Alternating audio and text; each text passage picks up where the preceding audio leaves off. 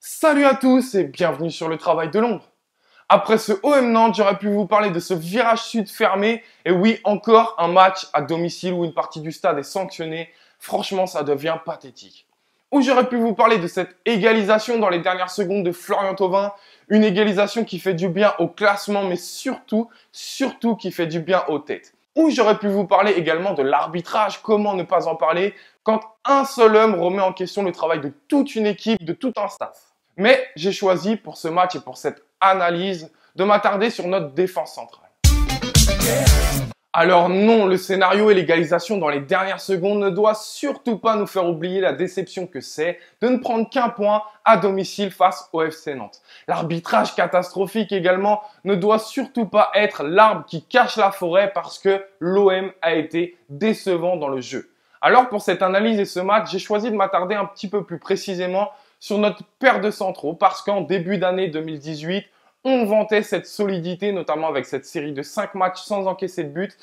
Mais depuis, les choses ont changé et lors des 5 dernières journées de championnat, on a encaissé 11 buts, c'est beaucoup trop. Alors on le sait, la défense, c'est le travail de toute une équipe et non pas seulement de cette ligne défensive. Mais j'ai choisi tout de même de m'attarder sur cette paire de centraux où j'aurais pu aborder finalement énormément de sujets. J'aurais pu vous parler des duels où je nous trouve de moins en moins solides, comme sur cette séquence où Rami puis Rolando ne s'imposent pas. Que ce soit également dans notre positionnement, comme là où Rolando doit sentir ce centre arriver et être bien mieux positionné pour ne pas se faire lober. Ou encore dans notre communication où au final, sur ce ballon haut, tous les deux hésitent et personne est à la réception. Mais là où, à mon sens, nos défenseurs centraux nous ont le plus mis en difficulté, c'est dans la relance. En fait, je m'explique. Face à un bloc bas, bien regroupé défensivement, la première passe est primordiale parce que plus haut sur le terrain, il y aura beaucoup trop de densité et créer des décalages sera quasiment impossible. C'est donc la première passe, la première relance qui fait toute la différence. Sauf que nos centraux font des passes bien trop molles pour déséquilibrer le bloc adverse ou font des passes qui n'éliminent aucun joueur et qui sont donc inutile.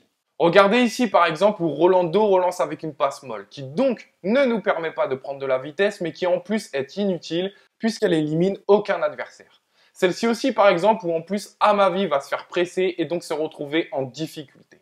Alors vous allez me dire mais quelle est la solution? En fait, il n'y a rien de plus simple. Avant chaque passe, nos défenseurs centraux doivent fixer un adversaire. Rien de plus simple, alors sans forcément prendre de grands risques. Mais le simple fait de fixer un adversaire avant de donner cette première passe, cette première relance, va éliminer un adversaire. Et là, on va pouvoir enfin commencer à créer des décalages. Voilà, il n'y a rien de plus simple. Alors, reprenons les images précédentes où je vous montrais ces fameuses passes inutiles. Si Rolando, avant de faire cette passe, continue à progresser balle au pied et attend que ce Nantais ou celui-ci vienne vers lui, il va permettre de libérer soit Luis Gustavo, soit Ocampos ou Amavi grâce à sa fixation. Et donc pouvoir créer des premiers décalages, des premiers déséquilibres. Sur celle-ci, s'il force Salah à sortir sur lui, il va libérer Zambo Anguissa. Et si le fait que le Camerounais soit libre pousse ce Nantais à combler ce décalage, c'est Sanson qui sera libéré. Ou si c'est ce Nantais, c'est Amavi qui sera libéré. Bref, vous comprenez le principe? Alors vous voyez, c'est très simple et c'est pourtant quasiment jamais fait. Alors sur ce match, j'ai essayé de trouver des séquences qui pouvaient s'apparenter à des fixations de nos centraux pour être le plus clair possible et j'ai trouvé ceci. Rolando porte le ballon, avance et donc on a Rongier qui va lâcher Luis Gustavo et être forcé de sortir sur lui. Ce déplacement va obliger ce coéquipier ou celui-ci à venir au marquage de notre Brésilien. Mais regardez comme ces déplacements vont libérer à la fois Payet mais aussi cet espace au cœur du jeu où Germain ou même Thauvin peuvent en profiter en décrochant. Malheureusement, sa passe vers Payet n'est pas réussie et annule ce travail intéressant. Mais voilà clairement ce qu'on devait faire davantage sur ce match. Une dernière peut-être pour finir de vous convaincre avec ici Rami qui hésite dans sa relance plus qu'il ne fixe, mais où vous allez voir que finalement cette tergiversation s'apparente au final à une fixation qui permet à Salah de sortir sur lui et donc de ne plus couper la ligne de passe vers Zambo Anguissa.